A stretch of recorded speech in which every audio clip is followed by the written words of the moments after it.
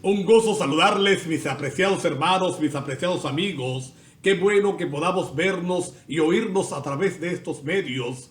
Y qué bendito es el Señor que nos permite estudiar su palabra para juntos sacar las lecciones de vida que Él tiene para con cada uno de nosotros.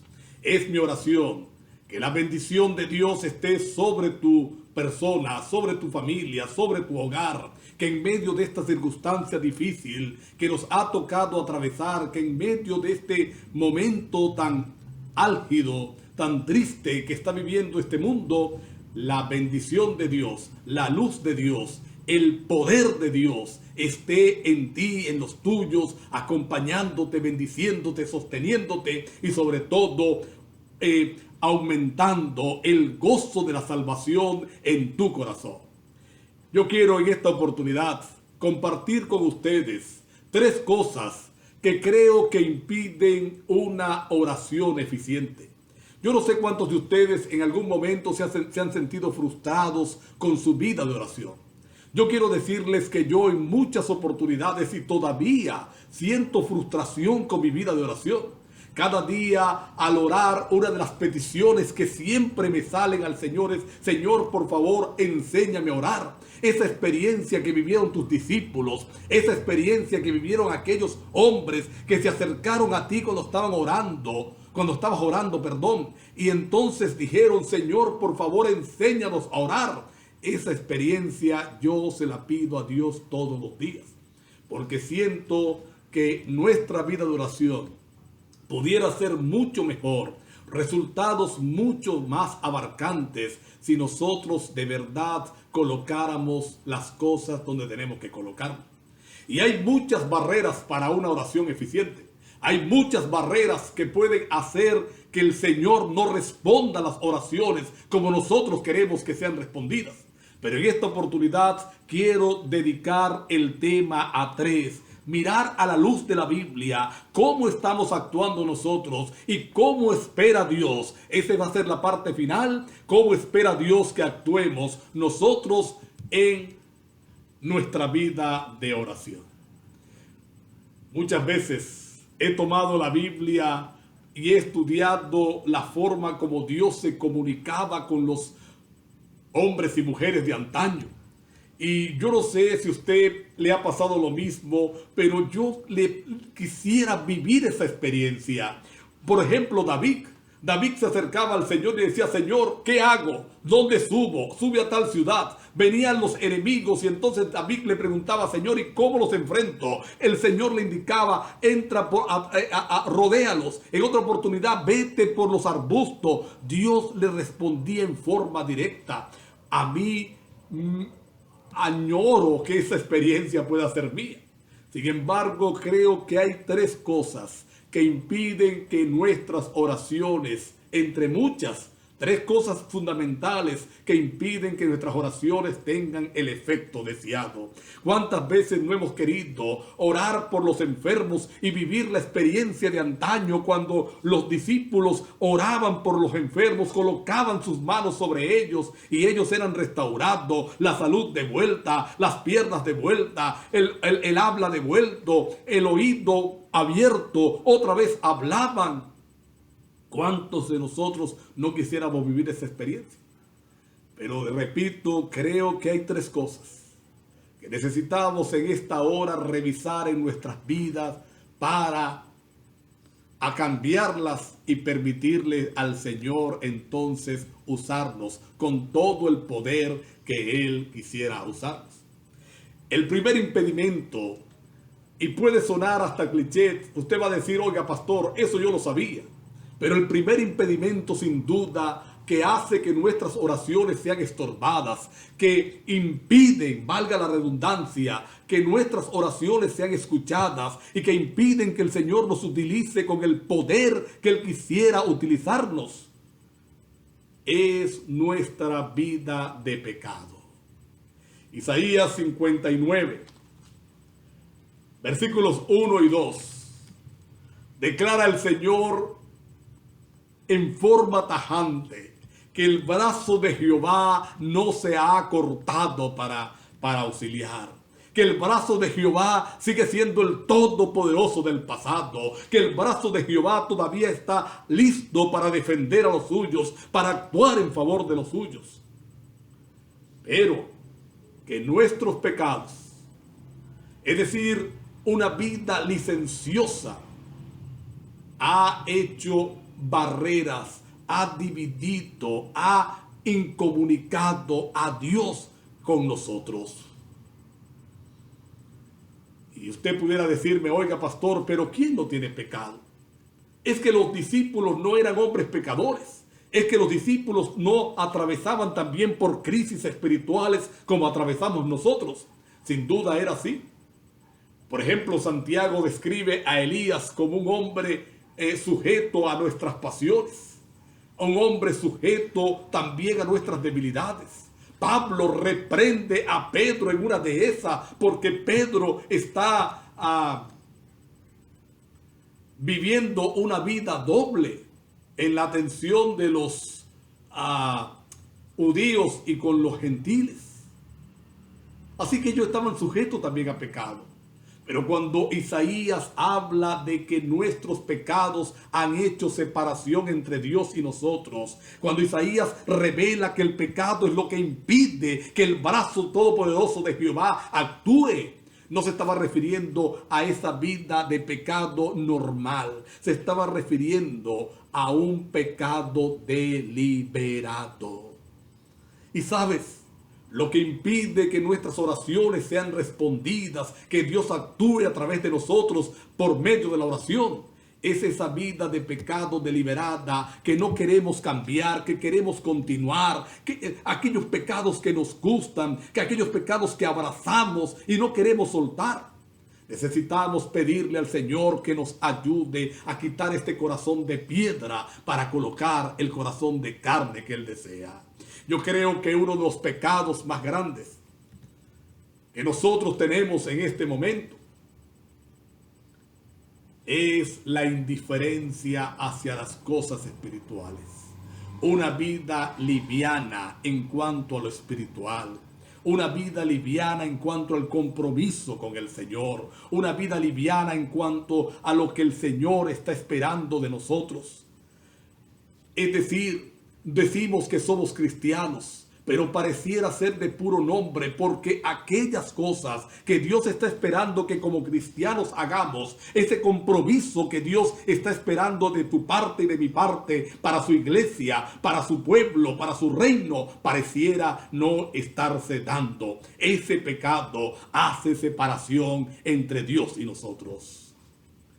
Una segunda cosa que creo que impide que nuestras oraciones sean respondidas, que impide que el Señor nos utilice con poder, es nuestra gran incredulidad.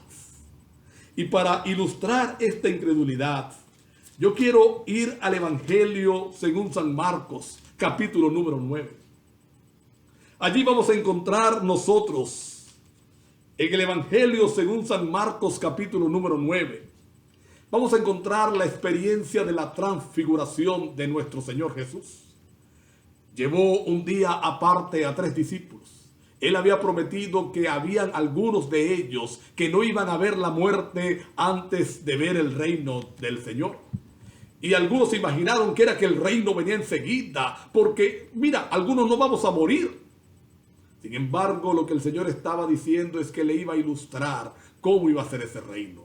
Él toma aparte, dice la Biblia, a Pedro, a Juan y a Santiago. Suben al monte conocido como el monte de la transfiguración, y ahí ocurre el espectáculo maravilloso de ver en miniatura el reino de Dios. Elías y Moisés vinieron para animar al Señor Jesús en la tarea que tenía por delante.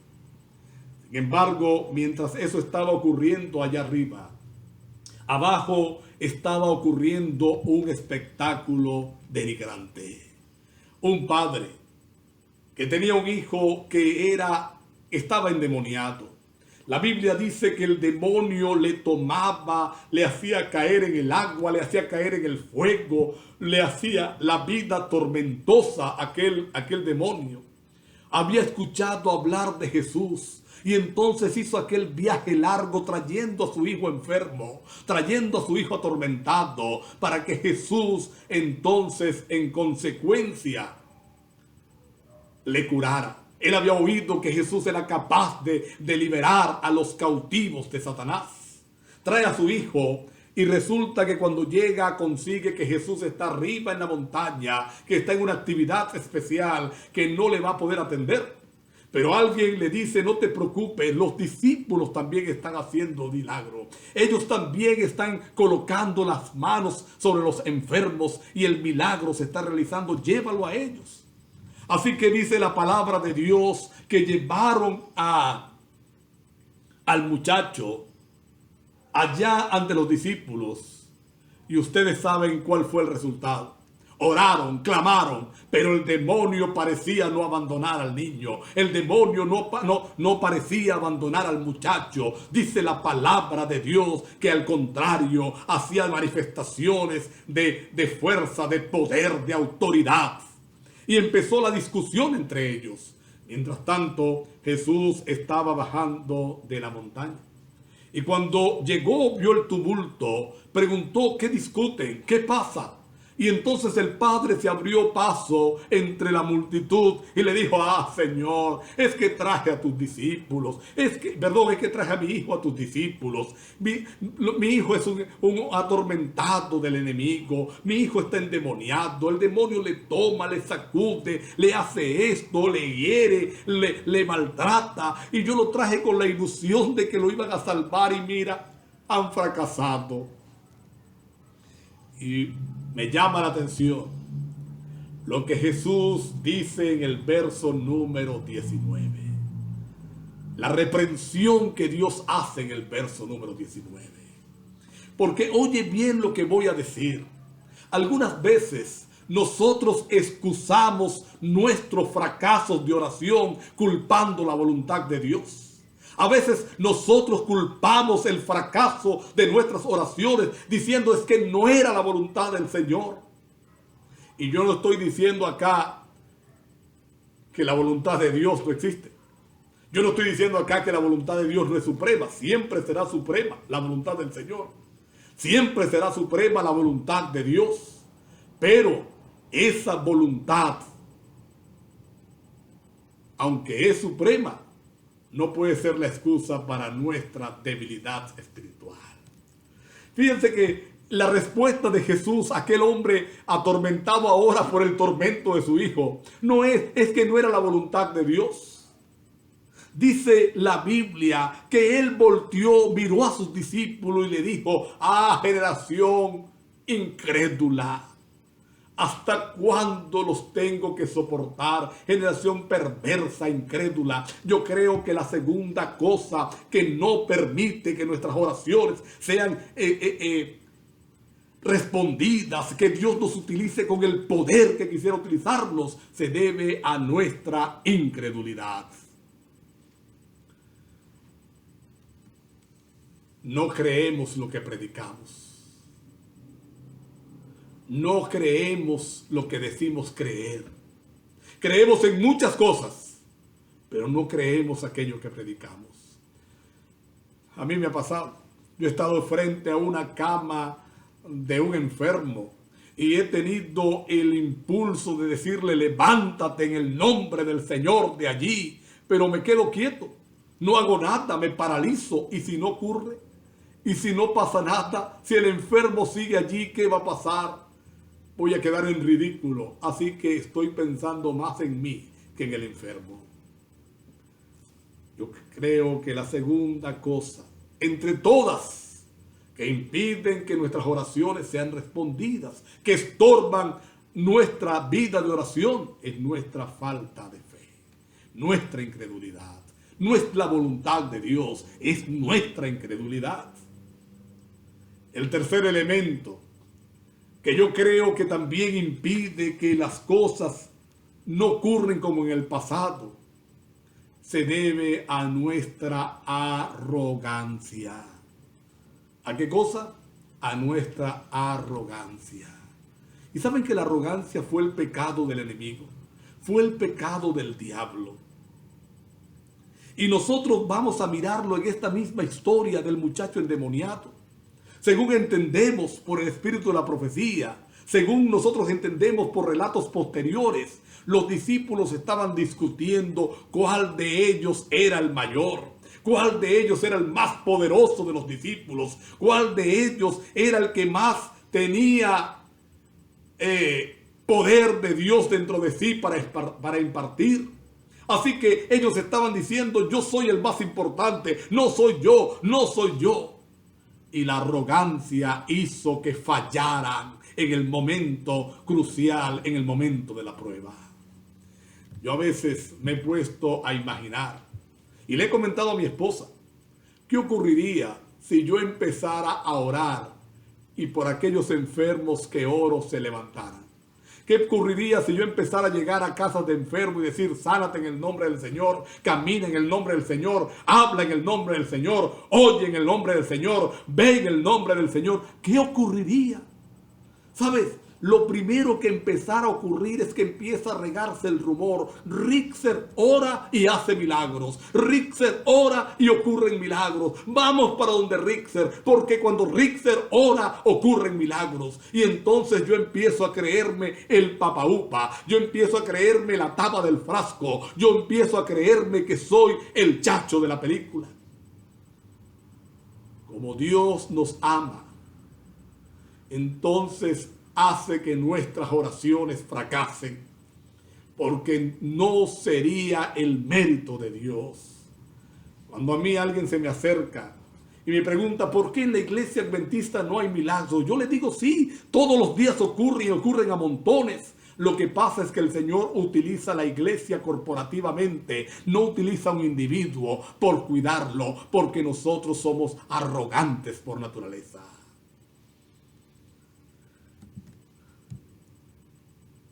Los discípulos fracasaron porque discutían quién era el mejor. Saben que yo tuve un profesor en una maestría realizada que tenía un pensamiento interesante, lo tomé para mí, me gustó. Él decía, y le estaba hablando a los pastores, porque era una maestría para pastores, un posgrado para pastores. Él decía que los pastores a veces nos convertimos en expertos en bautizar el orgullo. ¿Y cómo era eso? Él decía algo así como esto: bueno, un pastor llega a cierta iglesia, a cierto distrito y dice, aquí no se bautizaba nadie, llegué yo y para la gloria de Dios ahora sí se bautizan. En este departamento no funcionaba nada. Llegué yo y gloria a Dios, ahora sí funcionan. Fíjense que aunque estamos diciendo gloria a Dios, anteponemos a eso el llegué yo. Y hay hermanos, este problema no es de los pastores solamente. Este problema es de toda la hermandad, es de toda la iglesia. Hermanos que creen que son los únicos. Menos mal que yo estaba aquí, porque gloria a Dios se alcanzó. La sociedad de jóvenes no funcionaba, pero gloria a Dios me nombraron a mí y ahora funciona. Esta iglesia no se movía para la obra misionera, pero gloria a Dios me nombraron a mí y ahora sí se mueve. El orgullo bautizado impide que nuestras oraciones sean contestadas como Dios quiere que sean contestadas. 3 cosas.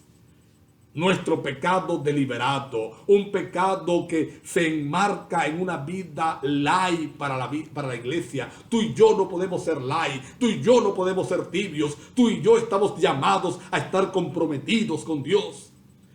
Una incredulidad en aquello que predicamos y una jactancia de que nos creemos importantes.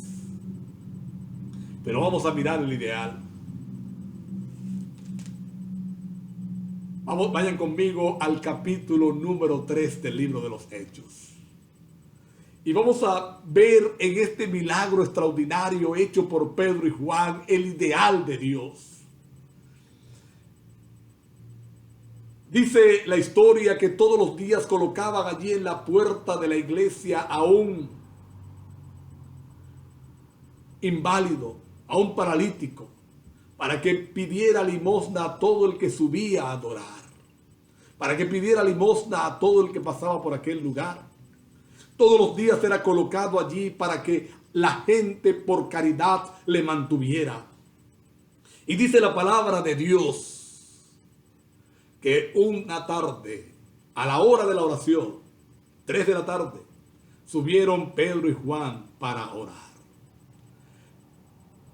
Y en el verso número 3, dice que cuando Pedro y Juan vieron el paralítico, se detuvieron junto a él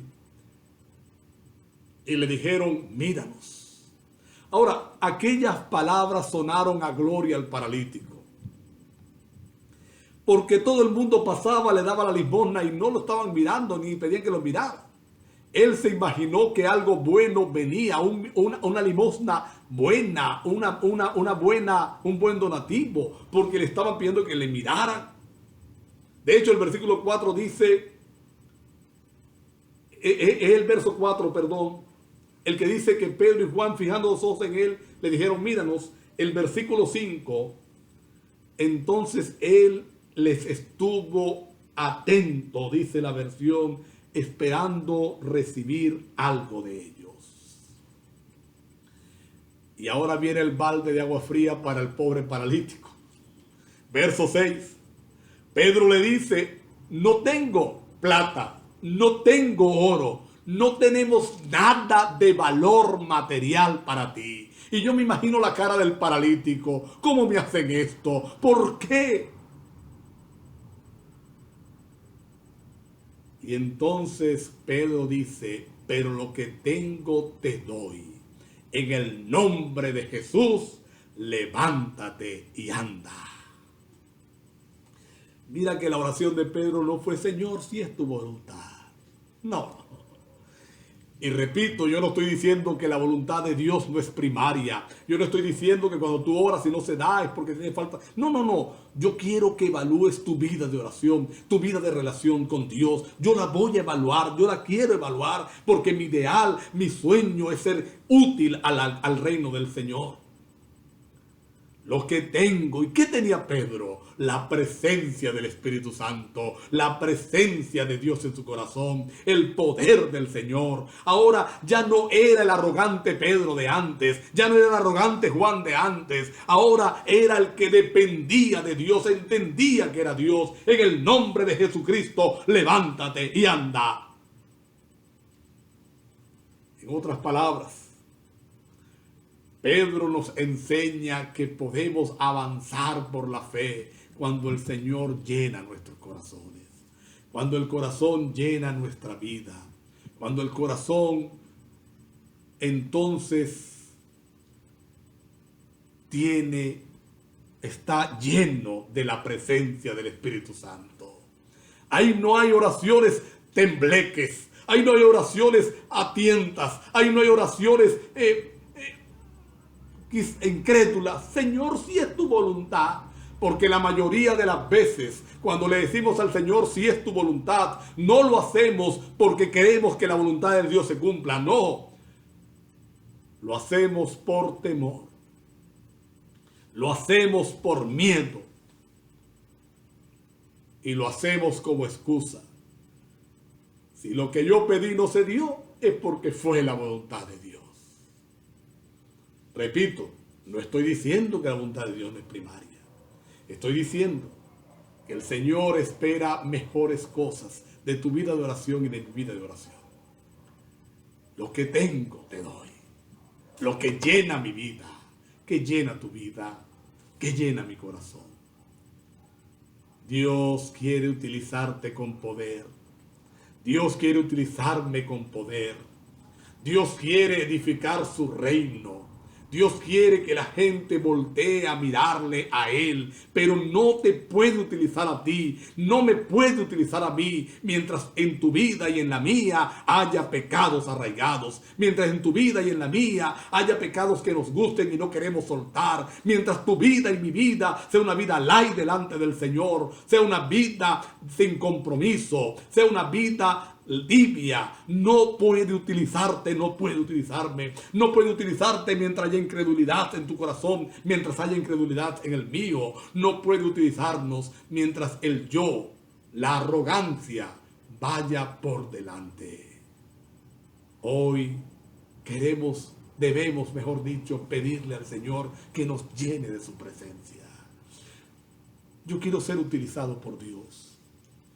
No para estar haciendo milagros y la gente reconociéndome por los milagros que hago. No. Quiero ser un instrumento sencillo en las manos del Señor. Quiero ayudar a la edificación de su reino.